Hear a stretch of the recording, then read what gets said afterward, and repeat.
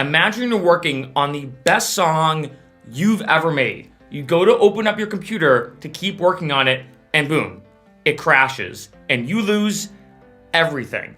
That is the worst feeling ever. So in this video, I'm gonna talk about how I personally back up my music production files. This is insanely important. So first off, I'm in Ableton right now. This is a song I just released.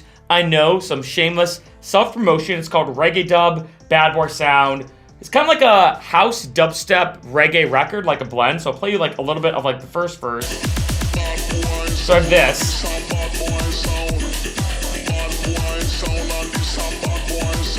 Then it builds into this.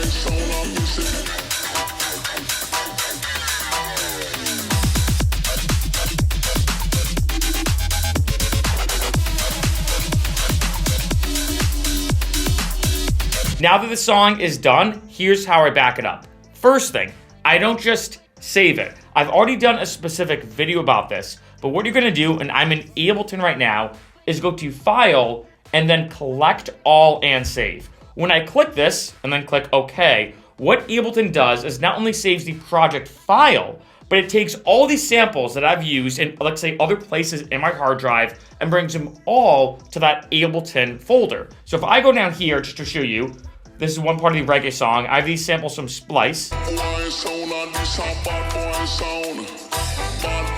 So these are all samples, and this may have happened to you in the past where you saved an Ableton project and thought you backed it up, but when you open it back up, it says, hey, where are all the samples? Where did all the samples go? And you're like, shoot, I don't know. So when you go to File and then Collect All and Save, it takes all these samples, whether they're in your Splice folder, they're on your desktop, your documents, wherever, and it collects them all in that Ableton folder. The next thing, I'm gonna go to my music, in case you wanna see how everything is backed up here. Open in Finder, and here's for Chero. So this is the way I've organized all my files. There's mainly three different types. One is an album or an EP, two is singles, and then three is remixes / bootlegs. I do split that up. It's just easy for organizational purposes. So in this case, this is a single I released, the Reggae Dub Bad Boy Sound I just showed you.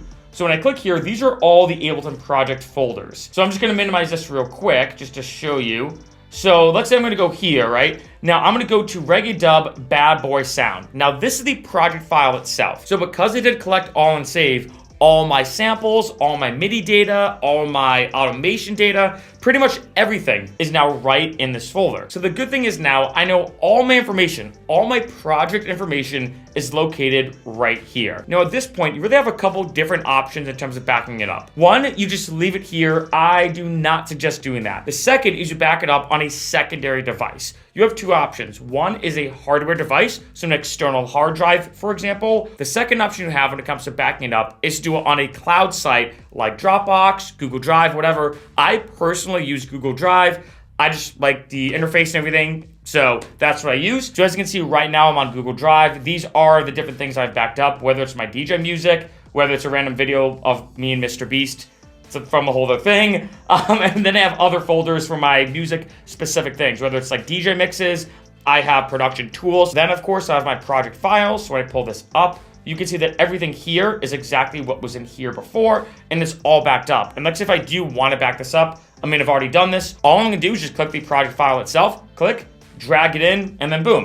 It backs it up right on the cloud. Like I said, I personally prefer Google Drive. I just think this is a lot easier to use. In addition, I mean, you can see when it comes to my storage down here, I've used only about 88 gigs out of 200. I spend, and I'm not exaggerating, $2 a month to have 200 gigs every month. I think actually it's $199. So I spend about 20-ish bucks a year to have everything backed up. And there's been a couple times where my computer crashed and I was like, oh shoot, I just lost everything. Not only my project files, but all my DJ music.